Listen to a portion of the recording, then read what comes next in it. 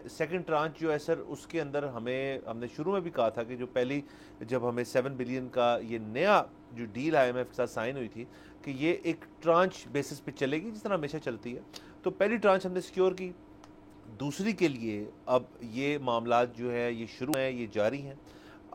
अब उसके अंदर सर कुछ चीज़ों जो हैं उनके ऊपर हम पे तनकीद है। बेसिकली हमने आज से कुछ दिन पहले ये भी बात देखी कि जो हमारी एनर्जी पॉलिसी है उसके ऊपर भी तनकीद हुई। उसके अंदर सोलर के ऊपर भी बात की गई कि जी आप अगर सोलर सेंट्रिक होना चाह रहे हैं तो आप हो क्यों नहीं रही। सर्दियों के अंदर गवर्नमेंट जो है वो एक पैकेज अनाउंस उन्होंने किया है जिसके अंदर 20 से 26 रुपए पर यूनिट कॉस्ट कम की जाएगी। बिजली ज़्यादा इस्तेमाल करने के लिए मोटिवेट कर रहे हैं आवाम को गवर्नमेंट। आया जो राशन कर रहे हैं लोग बिजली जिनको आदत पड़ चुकी है वो इसको करेंगे नहीं, ये बात हम यहाँ पे कर चुके हैं।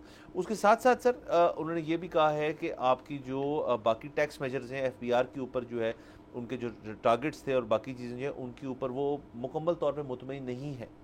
और सर दीगर इसके अंदर और चीज़ें जो हैं वो भी आ जाती हैं, लेकिन आज हम चाहेंगे हम इसको ज़रा एक बड़े ब्रॉड स्पेक्ट्रम में डिस्कस करें, ना सिर्फ कि इस प्रोग्राम के तहत या इस पैकेज की तरफ से या फिर ये जो विज़िट हुआ है उसके हवाले से, बल्कि हम चाहेंगे कि हम इसको ज़रा एक इस स्पेक्ट्रम में डिस्कस करें कि आगे जाने वाले सालों में क्या हम ये तवक्को रखते हैं हमारे मुल्क से और हमारी मईशत से कि हम आईएमएफ प्रोग्राम से बाहर आ जाएंगे और सेल्फ सफिशेंसी की तरफ जाएंगे, या फिर यही एक सिस्टम, एक लूप, एक क्वैगमायर जो है जिसके अंदर हम फंसे हुए हैं वो चलता रहेगा कि जी अब आईएमएफ के पास गए तो फिर आईएमएफ के पास गए, अब वापस करने हैं तो डिफर्ड हो रहा है फलाना फलाना। और यही मामलात मैं याद दहानी कराता जाऊँ तमाम ऑडियंस के कि सिर्फ आईएमएफ के साथ नहीं है, चाइना के साथ, यूएई के साथ, सऊदी अरेबिया के साथ भी इस किस्म का मामला है। लेकिन वो इस मामले में इस तरह से नरमी दिखाते हैं क्योंकि हमारे और भी स्ट्रेटेजिक इंटरेस्ट उनके साथ हैं।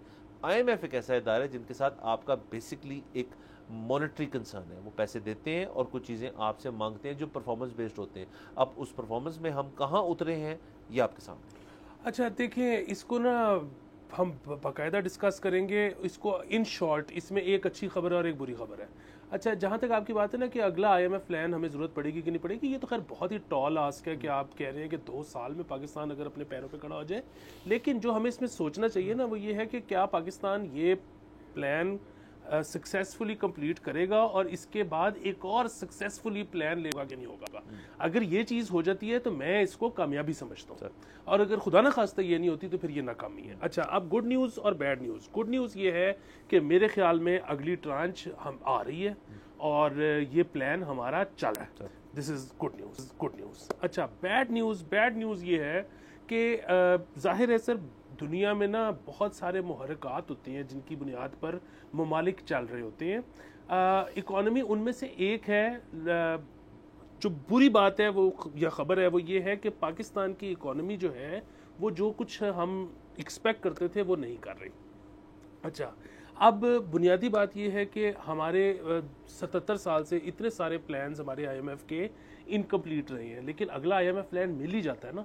ये वाला भी तो मिल ही गया है ना, इसकी भी पहली ट्रांच आ ही गई है ना, तो आगे भी चल ही जाएगा इंशाल्लाह। अच्छा गुमान रखना चाहिए हमें। सब्सक्राइब करें और बेल दबाएं ताकि कोई खबर रह न जाए।